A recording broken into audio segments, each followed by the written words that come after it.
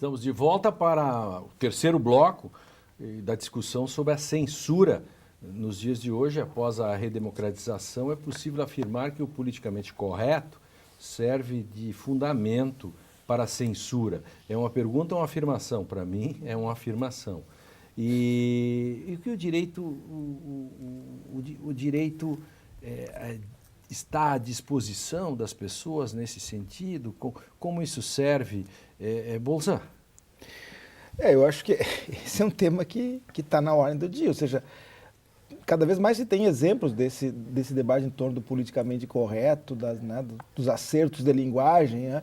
Eu brincava antes do programa que aqui no Rio Grande do Sul, a gente não pode mais comer negrinho, tem que comer brigadeiro, né? Porque senão fica politicamente incorreto. Exatamente. O problema é que é um docinho, né? Se fosse numa época da ditadura militar, comer brigadeiro também teria problemático, né? Porque aí seria um outro problema político.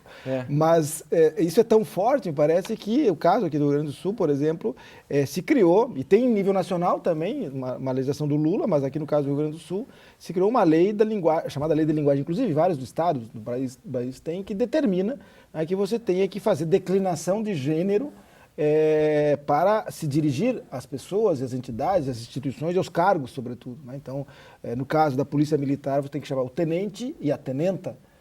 E engraçado que uma questão que está colocada na lei, que ela diz que tem que fazer declaração de gênero, e aí você tem que saber, bom, qual é o gênero?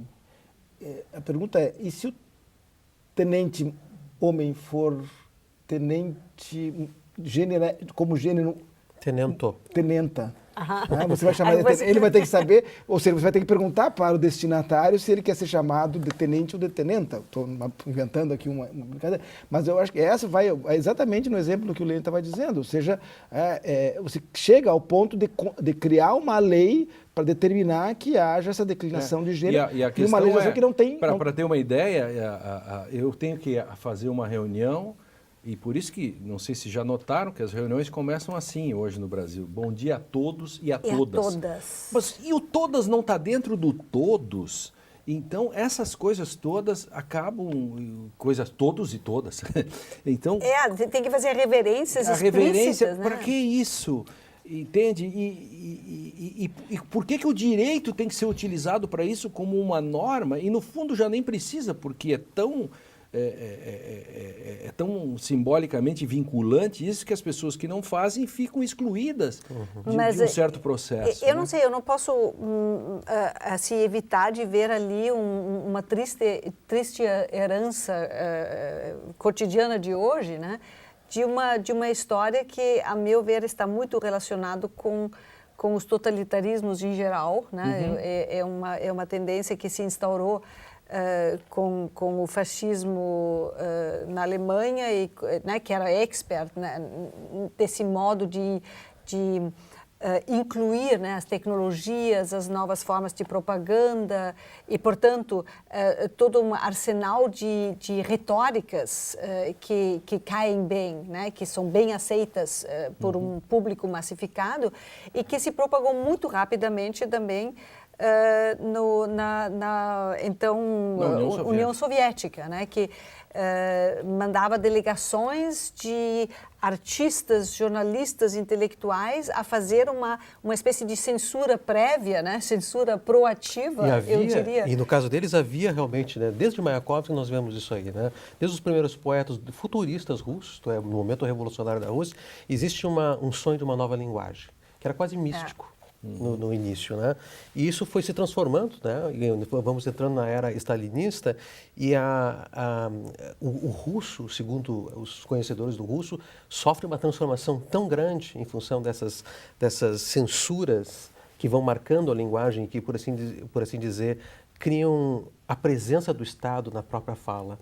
No caso do sistema russo, o Estado. Aqui no nosso caso, um certo consenso de alguns grupos. Extorquido, mas consenso. Que entra através da linguagem. Qual é a estratégia? A estratégia é justamente tocar aquilo que mais nos fere, que é justamente a linguagem. Por exemplo, você fazer um ataque qual é o livro do Lobato que foi atacado? Foi o Pica-Pau. O Pica-Pau. Eu cheguei... A Negrinha também. Eu li o texto inteiro, né? Sem dúvida, o Lobato tem um histórico meio confuso, né? nas suas cartas. Obviamente, a gente teria que ver o período, né, em que ele escreveu isso aí, as confusões de época, a sua cultura positivista, tudo isso aí. Mas o que não se pode fazer é tirar o cara da sua história. Claro. Você não pode fazer isso, você não pode modificar os textos E reescrever os textos em função de uma pedagogia, porque isso é assassinar a memória, assassinar a história. Por isso que o 1984, do Orwell, é explícito nesse sentido, que a profissão do cara, função do cara era assassinar a memória. A memória. Não, e o Lawrence me contou uma história interessante hoje que me deixou atônita, né? O Bulgakov, né? A história do Bulgakov é muito curiosa, né? Que o Bulgakov, ele é excluído. Que escreveu o Mestre e Margarida, que aliás tem uma edição belíssima nas bancas. O caso de relação dele com Stalin. Isso é narrado pelo Coetzee, né? Nesse livro Giving Offense, né? Que é um longo livro sobre censura. Ele narra esse caso de um modo assim, fantástico. O Bulgakov, mostra primeiro, ele sofre um ostracismo no sistema, naquele sistema, e ele não sabe bem o que está acontecendo. Daí, finalmente, ele entra em contato com Stalin, que diz, olha, você vai até o teatro, né, semana que vem, se apresenta lá, que você vai ser aceito no teatro. Nisso ele vai, aceito de fato, para surpresa dele, embora ele seja uma figura política problemática, né? Mas nenhuma das peças que ele propõe são aceitas. Até que, finalmente, num último momento de desespero, ele faz uma peça em honra ao próprio Stalin. Já começam todos os preparativos, na última hora param a peça. Por quê? Porque a linguagem é romântica demais e não está condizente com a nova linguagem. Do realismo, socialismo. Com a linguagem que... Quer dizer, você está usando uma linguagem burguesa para falar de uma coisa que não é isso. Isso mostra que a censura, esse tipo de censura que nós vemos nos sistemas fascistas, sistemas stalinistas e que vemos também no politicamente correto, ela é uma censura de conteúdo, ela é uma censura da forma. Eu estou lendo 100 anos de Bakhtin. Isso é mais perigoso. 100 anos de Bakhtin, que é contado também toda essa questão dos anos 20, como que se dá a formação da nova linguagem, a questão do realismo, tudo isso. E é interessante como, de certo modo, nesse processo, como as próprias estruturas jurídicas constitucionais podem se adaptar a essa linguagem, essa nova linguagem. E, de certo modo, ao invés de ir de encontro a isso, acaba dando sustentação. Ou seja, todo o discurso em torno da questão dos excluídos, etc., então nós precisamos promover essa inclusão e fazer o reconhecimento, etc., acaba, ao invés de garantir... sempre a partir de virtudes, né? Se vem ao contrário. Para o nosso telespectador ter uma ideia, o Monteiro Lobato é acusado de racista numa ação no Supremo Tribunal Federal. E aí a gente poderia perguntar, no fundo, isso não atesta a nossa incompetência hermenêutica? Com certeza. Esse é outro grande problema. Com certeza. E nossa sobretudo a substituição da hermenêutica, da agilidade de interpretar, por uma tecnologia mecanizada que é pré-formatada segundo determinadas intenções de determinadas instituições, se não o Estado ou o partido político. Fica um texto pré-dado e predado. Exatamente. É uma predação, no sentido... Primeiro ele é pré-dado. E depois ele é predado no sentido de estraçalhado. E ele é apropriado também por determinados setores. Né? O André Caran Trindade e o Luiz Rosenfeld, eles têm um belo artigo que se chama Direito contra a Literatura, em que o direito é utilizado para mutilar a literatura. Quer dizer, o direito que devia ser libertário e que devia agradecer a literatura, porque a literatura, com suas narrativas, consegue, digamos, humanizar o direito, né? Nesse sentido, e aí o direito é utilizado, por exemplo, no caso do Monteiro Lobato. Mas não tem um provérbio no Brasil para os inimigos da lei? Isto. E uma incompreensão também, uma compreensão curiosíssima, né, que existe nessas críticas, né, do que é a literatura. Isto é, como é que funciona, se um personagem é racista, isso é problema do personagem, não é um problema do autor, não é um problema do livro. O racismo existe, ele deve ser...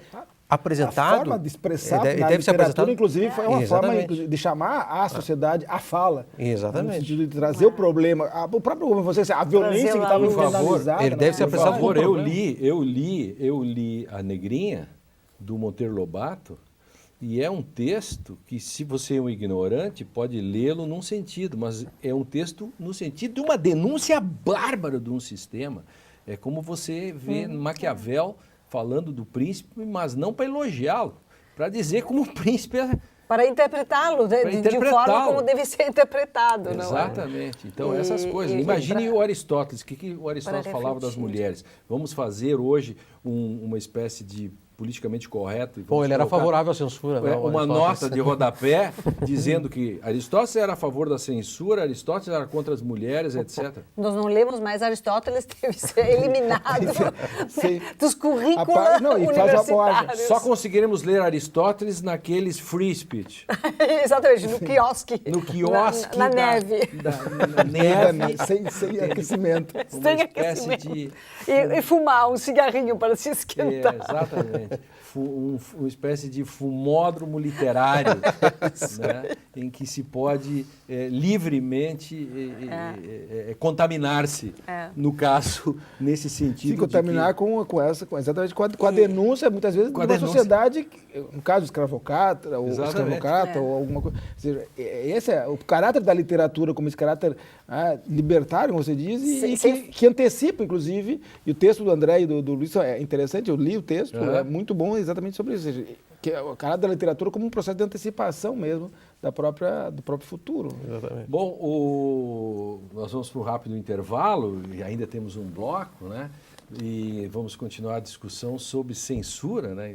E as nuances disso, né? Olha o que a gente já discutiu e aí até onde a gente pode cavar, né? Como dizia o Machado de Assis, né? Onde está a miudeza, onde está a coisa que ninguém vê, ali que eu meto o nariz. Ali, mais ou menos isso que a gente está fazendo. A gente já volta, não perca. Só um instantinho.